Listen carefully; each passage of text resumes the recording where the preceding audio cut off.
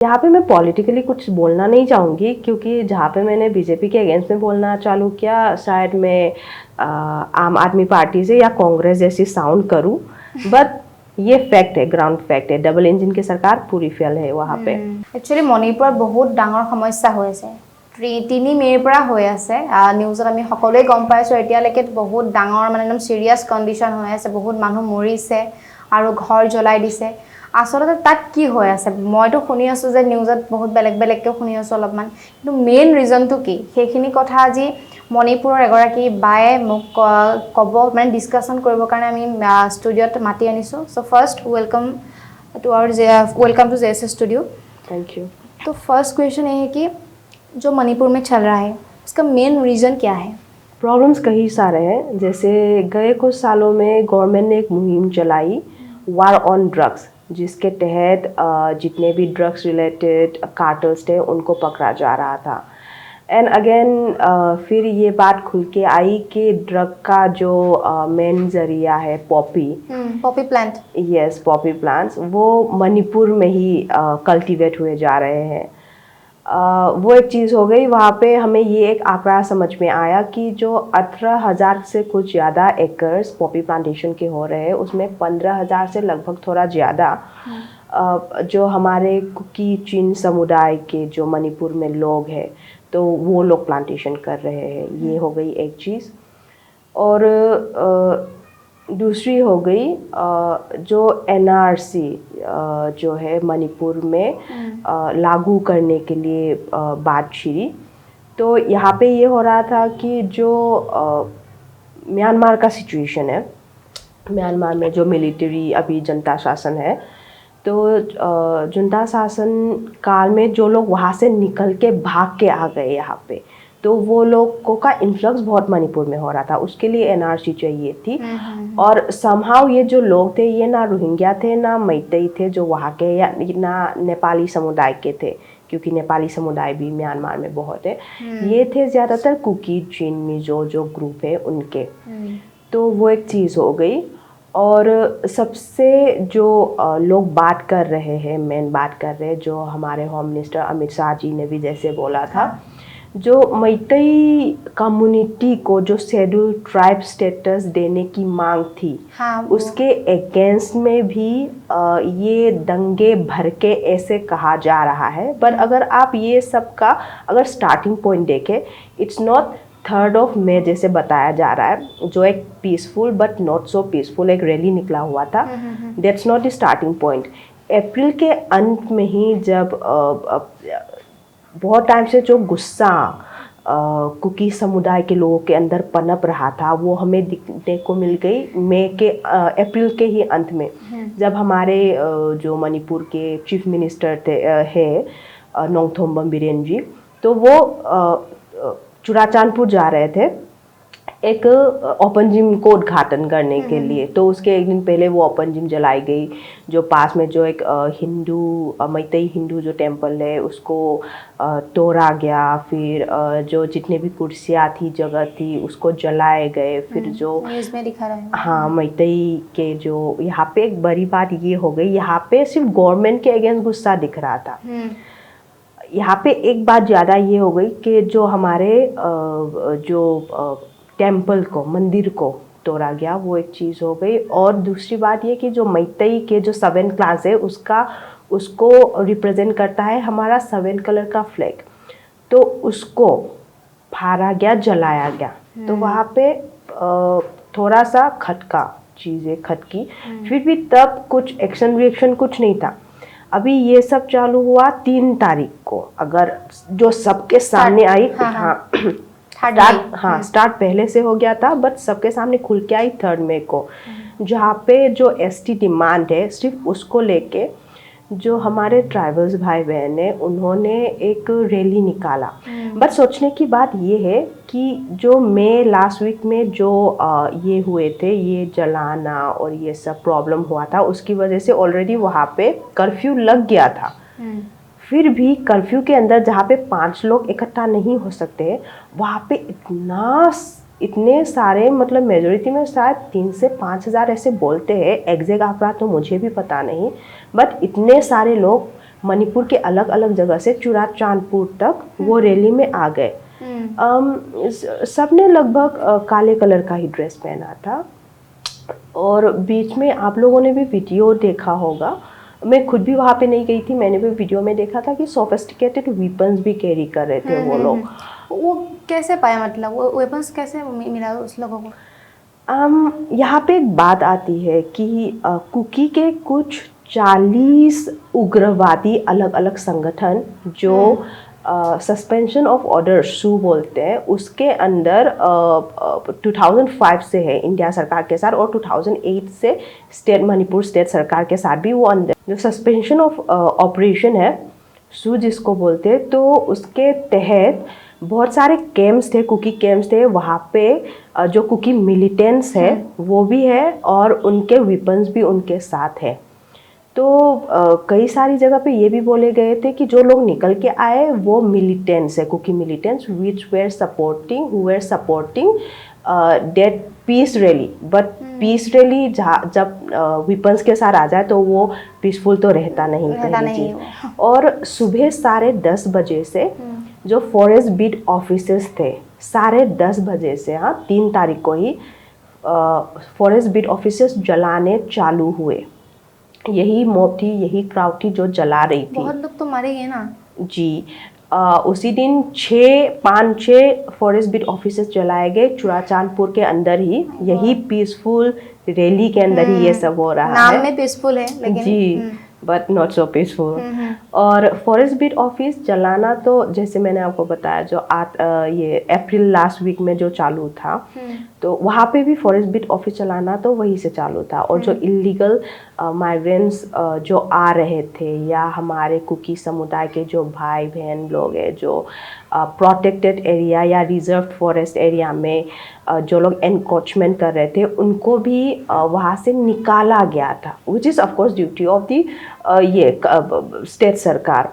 तो वो जो कर रहे थे तो उसमें भी शायद उन लोगों को थोड़ा सा मतलब थोड़ी सी दिक्कत थी कि उनको वहाँ से क्यों हटाया गया है। तो यही सब मुद्दों के ऊपर ये सब चीज़ें चालू हुई। बट यहाँ पे मैं एक बात ये मेंशन करना चाहूँगी मास्टरी कि जब सस्पेंशन ऑफ ऑर्डर निकालने के लिए अप्रैल में बात चल रही थी तभी हम देखेंगे ये सब प्रॉब्लम तो चालू हुआ 3 मई को।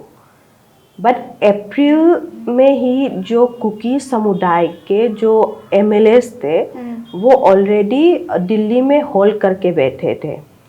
क्यों? क्योंकि उनको वो सस्पेंशन ऑफ ऑर्डर जो स्टेट सरकार ने बोला था कि निकाल देंगे, क्योंकि जो सस्पेंशन ऑफ ऑर्डर में जो कुकी समुदाय के लोग मिलिटेंट्स है वो जो जिस तरीके के नियम कानून उनको फॉलो करने चाहिए वो नहीं कर रहे हैं बोल के जो बोला था। तो कुकी समुदाय के जो मिलिटेंट्स थे उन्होंने कुछ नियम कानून तोड़े थे। तो हमारे जो स्टेट सरकार जो CM थे उन्होंने बोला कि हमें सस्पेंशन ऑफ ऑर्डर इनके साथ कंटिन्यू नहीं करना है। तो उस चीज़ को लेके वो मिलिटेंट्स की आवाज़ लेके वो कुकी समुदाय के MLA दिल्ली गए। तो तभी से हॉल पे थे। फिर अचानक 3 तारीख में जो कॉन्फ्लिक्ट हुआ उसके बाद से वो लोग सेपरेट एडमिनिस्ट्रेशन की मांग कर रहे हैं मणिपुर के अंदर ही। आप अपने कुछ ही देर पहले बोला कि कुकी पॉपी प्लान के बारे में बताया, मुझे पता है वो क्या है लेकिन ऑडियंस के लिए आप बोल लीजिए कि पॉपी प्लान क्या है। पॉपी प्लांट देखने में तो काफ़ी एक मासूम सा फूल दिखता है बट उसमें से कुछ प्रोसीजर करके उसमें से जो ड्रग है वो निकाला जाता है। हम आम भाषा में उसको कानी भी बोलते हैं। इंटरनेशनल मार्केट में काफ़ी हाई प्राइस में बिकता है। इट वेराइज जगह जगह से। बट बोला गया है कि लास्ट ईयर ही में 50,000 to 70,000 करोड़ का मुनाफा हुआ है पॉपी प्लांटर्स जो इंडिया के मणिपुर, सिर्फ मणिपुर के आंकड़े बता रही हूँ। हाँ, और ये जो समस्या है ना बहुत मतलब गंभीर समस्या है, उसके लिए वो सेंट्रल गवर्नमेंट क्या कर रही है और स्टेट गवर्नमेंट में मतलब सोल्व क्यों नहीं कर पा रहे? इतने मतलब बहुत बड़ा समस्या है, प्रॉब्लम है ये।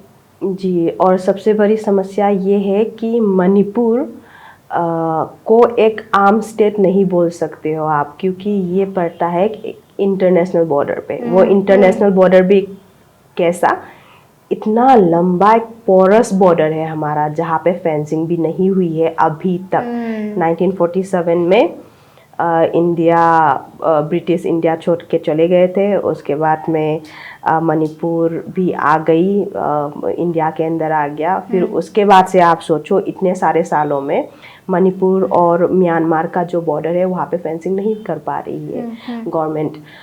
ये हो गई बॉर्डर की बात। और जहाँ तक अगर आप स्टेट गवर्नमेंट के बारे में बात करो तो फिलहाल 3 तारीख के बाद स्टेट गवर्नमेंट अभी है ही नहीं ऐसा बोल सकते हो, क्योंकि जो यूनिफाइड कमांड जो पहले चीफ मिनिस्टर के अंदर होती थी वो अभी दे दिया गया है सिक्योरिटी एडवाइज़र मिस्टर कुलदीप को। और आपने सुना होगा पहले वो 355 मणिपुर में लागू हो गया बोल के, जहाँ पे जो सेंटर है वो डायरेक्ट कमांड करती है स्टेट गवर्नमेंट और स्टेट फोर्सेस को। स्टेट गवर्नमेंट तो खैर अभी मतलब निकल ही गई कहानी से, अभी स्टेट फोर्सेस को डायरेक्ट वो कंट्रोल करेगी। पर यहाँ पे चीज़ें क्या ही, पहले क्या हुआ, पहले ये बोला गया कि शूटेड साइड ऑर्डर है, बट शूटेड साइड कहीं पे हुआ नहीं। क्योंकि जहाँ तक हमें और आपको पता है कि आर्मी को कुछ ऑर्डर मिलता है तो वो बाकायदा उनको करना ही करना पड़ता है, कुछ भी ऑर्डर हो जाए। बट मणिपुर में ऐसा कुछ हुआ नहीं ऑर्डर निकलने के बावजूद। फिर बोला गया कि 355 लागू है, बट फिर 355 ऑन पेपर हमें देखने को कहीं पे नहीं मिला। तो अभी भी डिस्कशन चालू है, डिबेट चालू है कि 355 है कि नहीं है, क्योंकि शायद सेंटर में भी बीजेपी है और स्टेट में भी बीजेपी है। और जैसे कि बीजेपी वाले ही बोलते हैं डबल इंजन की सरकार, तो ये डबल इंजन की सरकार ना, इनका जो डबल मुंह है शायद एक तरफ नहीं जा रहा है, एक आगे की तरफ खींच रहा है, एक पीछे की तरफ खींच रहा है। यहाँ पे मैं पॉलिटिकली कुछ बोलना नहीं चाहूँगी, क्योंकि जहाँ पे मैंने बीजेपी के अगेंस्ट में बोलना चालू किया शायद मैं आम आदमी पार्टी से या कांग्रेस जैसी साउंड करूँ, बट ये फैक्ट है, ग्राउंड फैक्ट है, डबल इंजन की सरकार पूरी फेल है वहाँ पे। और सेंटर अमित शाह जी आए थे 29 मई को शायद आए थे मणिपुर में। वो कुछ दिन रुके और उन्होंने बोला कि अगले 10 या 15 दिन में मैं फिर वापस आऊँगा और तब तक ये सब सुलझ जाएगा, ऐसे करके बोला था उन्होंने। लेकिन क्या हुआ उसके बाद? आज कितना तारीख है, जुलाई का 18 जुलाई। 18 जुलाई। कुछ रुका नहीं फिलहाल, अभी चल रहा है। अभी चल रहा है। बोलने के लिए स्टेट सरकार भी और जो हमारी सेंटर की सरकार है, दोनों मीडिया मैनेज करने में बिजी है, ये दिखाने के लिए कि everything is back to normalcy, but हुई नहीं।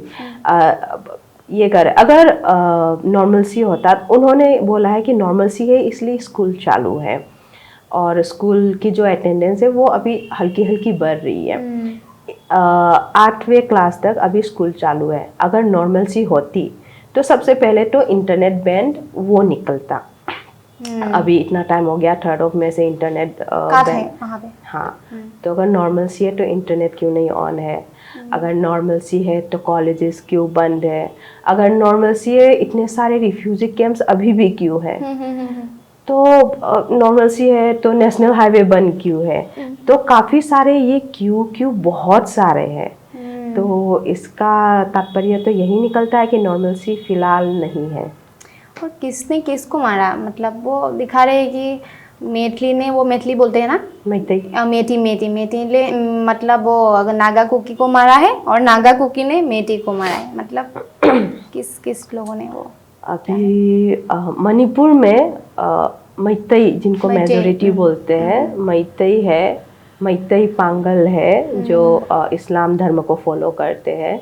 फिर जो हिली रीजन में रहते हैं वो होते हैं नागा, कुकी और थोड़े से कुछ समुदाय, छोटे समुदाय जो ना खुद को एज अ कुकी बताते या एज अ नागा बताते, और हमारे गोरखा भाई लोग। अभी जो प्रॉब्लम चल रही है, अगर 30 तारीख का अगर देखें तो इनिशियली नागास वर इन्वॉल्व। क्यों? क्योंकि वो लोग बोल रहे थे कि जो मैतई को जो एसटी स्टेटस देना मैतई जो एसटी स्टेटस की मांग है ये बिना वजह है, तो ये देना नहीं चाहिए उसके हिसाब देना नहीं चाहिए, हाँ एग्जैक्टली। तो इसके लिए नागास वर इन्वॉल्व। बट जहाँ पे वायलेंस स्टार्ट हुआ नागा लोग पीछे हट गए, क्योंकि उनका मोटिव तो वो था ही नहीं, वो तो पीस रैली के लिए आए थे। और जो अभी देखोगे आप, जो पीस रैली थी वो ऑर्गेनाइज किया था अत्सुम ने, all tribal student union Manipur ने। अच्छा। तो उनके जो हायर अथॉरिटी है ना, अब ये प्रेसिडेंट वाइस प्रेसिडेंट ये सब देखोगे ना, सब कुकीज है। ये मुझे बाद में समझ में आया। तो उन्होंने जो पीस रैली करा था तब नागा हट गई थी, और काफ़ी सारे जगह पे जब ये कॉन्फ्लिक्ट चालू हुआ, इसको ट्राइबल वेस मैतई ऐसे करके दिखाने की कोशिश कर रहे थे। तो नागा समुदाय के तरफ से हर बात, कई बार ये बात क्लियर होके आई है, don't use word this word tribal बोल के, ये ट्राइबल वर्ड आप यूज मत करो, ये बार बार उन्होंने बोला है, काफ़ी क्लियरली बोला है। तो मोर और लेस यहाँ पे जाने नागाओं की भी गई है, कुछ जो मैतई मांगल कम्युनिटी के हैं वो भी है, और जो हमारे गोरखा भाई है, नेपाली भाई, उनके बीच में भी मतलब वो भी विक्टिम्स है। बट चीज़ें अभी जो जहाँ तक हमें दिख रही है वो है कुकी मिलिटेंट्स और मैतई के बीच में, Kuki militants with of course sophisticated weapons. और हम जानते हैं कि कुकी, नागा और मेटी जो वो पहले से तो भाई भाई थे ना, अभी मतलब डिवाइड हो गया है ना। नागा और मैतई की जो हिस्ट्री है काफ़ी लंबी है। वी आर नेचुरल एलाइज, आप ऐसे बोल सकते हो। क्योंकि जब हमारा जैसे लाई हराओ करके हमारा एक फेस्टिवल होता है, अच्छा। तो उसमें ना एक नागा टांकुल का एक पार्ट होता ही होता है। तो हिस्ट्री में वी आर रिलेटेड। कुकीज थोड़े से डिफरेंट है। As a human being yes they are very much part of Manipur. जो मणिपुर के कुकी है, मैं सिर्फ उनके बारे में बात करूँगी। लेट हिस्ट्री जब ब्रिटिश आए तब कुकियों का सेटलमेंट चालू हुआ। फिर जब बर्मा में जब भी प्रॉब्लम होती है तो इन्फ्लक्स इस तरफ आता है। तब प्रॉब्लम नहीं थी क्योंकि तब लोग कम थे और जगह ज़्यादा थी। और जो इमोरल जो काम रहते हैं, जैसे हमारा स्मगलिंग हो गया, या फिर आप बोल लो ये पॉपी प्लांटेशन हो गया और आर्म्स वगैरह, ये सब काफ़ी कम होते थे तब, क्योंकि एक मॉडल ग्राउंड में सब लोग एक साथ रहते थे। अभी जैसे जैसे दुनिया डेवलप होती जा रही है, जगह कम पड़ती जा रही है, और ये इन्फ्लक्स और जो गलत अनएथिकल काम है वो बढ़ते जा रहे थे। उसकी वजह से हम बोल सकते हैं कि ये सब प्रॉब्लम चालू है। यूनाइटेड नेशंस से कोई क्या रेस्पॉन्स आया क्या? यूनाइटेड नेशंस कुकी समुदाय की तरफ से मई में ही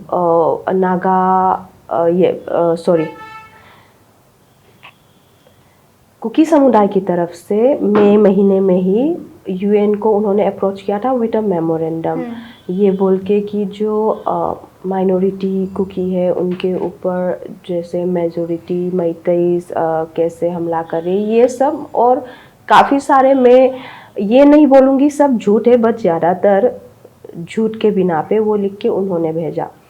और उनके जितने भी झूठ है और जितने भी गलत चीज़ें हैं उसको रेक्टिफाई करते हुए मैतई समुदाय के तरफ से भी ठीक 1 महीने बाद एक मेमोरेंडम यूएन में भी गया।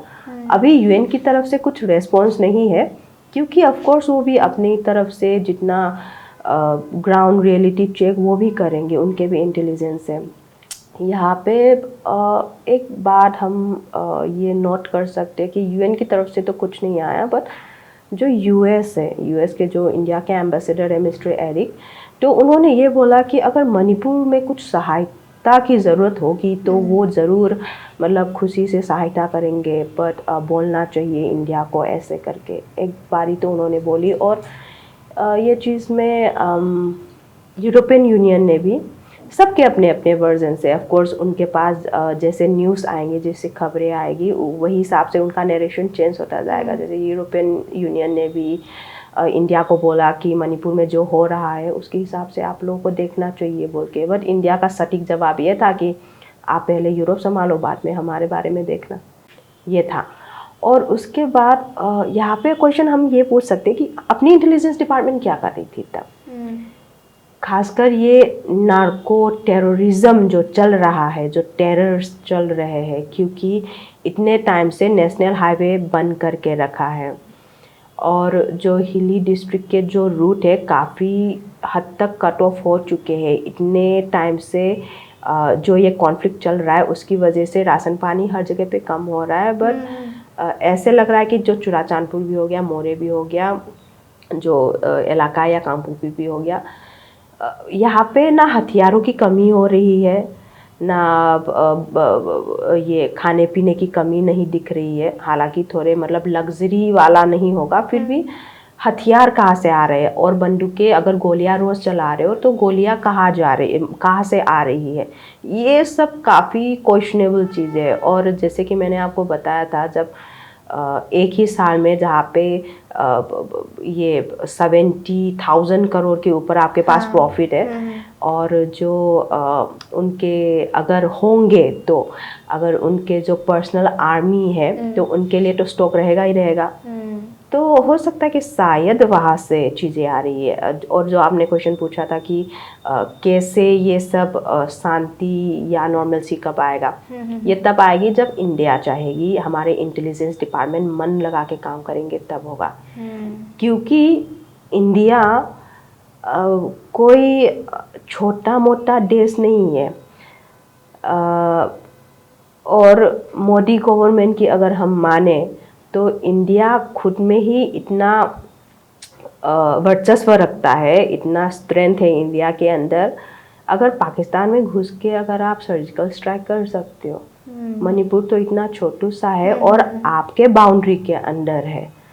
और अगर मणिपुर की जो शांति है अगर वो भंग हो रही है, क्योंकि मणिपुर एक बॉर्डर स्टेट है, यहाँ पे अगर बॉर्डर स्टेट में शांति भंग हो रही है तो ये तो नेशनल सिक्योरिटी के लिए बहुत बड़ा एक क्वेश्चन मार्क हो गया। और प्रधानमंत्री भी कुछ बोल नहीं रहे हैं ये बात को लेके। तो वहाँ पे एक बात हमेशा लोगों को खटकी है, मुझे भी खटकी है कि प्रधानमंत्री ये मामले में कैसे चुप हो सकते हैं, या उनको या कोई ऐसा भी है जो उनको चुप करा रहा है। ये क्वेश्चन बहुत सारे हैं। अभी जो कुकी उग्रवादी ग्रुप है, एक UKLF करके है, यूनाइटेड कुकी लिबरेशन फोर्स, तो उन्होंने बीच में बहुत सटीक तरीके से ये बोला था कि जो अभी आसाम के चीफ मिनिस्टर है हेमंत बिस्वा जी और जो बीजेपी के जो सेक्रेटरी हैं राम माधव जी, उनसे मणिपुर इलेक्शन के ठीक पहले उन्होंने मुलाकात की थी। और हेमंत बिस्वा जी और दोनों ने ही UKLF को ये विश्वास दिलाया गया था कि अगर आप कुकी समुदाय से आप अपने लोगों को, जो आपके रिप्रेजेंटेटिव है, उनके नाम दे दीजिए, उनको टिकट देंगे, उनको जिताएंगे। और यहाँ पे अगर कुकी समुदाय बीजेपी के साइड से बीजेपी को अगर हेल्प करेगी तो बीजेपी को जिताएगी, तो उनकी जो मांगे हैं उसमें फिर बीजेपी उनका हेल्प करेगी, ऐसे करके बातें आई थी। हालांकि अभी हेमंत बिस्वा जी ने ये बात को नकारा है, पर एक ऐसा स्टेटमेंट एक उग्रवादी की तरफ से इतने कॉन्फिडेंस, एक उग्रवादी समूह के तरफ से इतना कॉन्फिडेंस से आना एक क्वेश्चन मार्क तो छोड़ती ही है।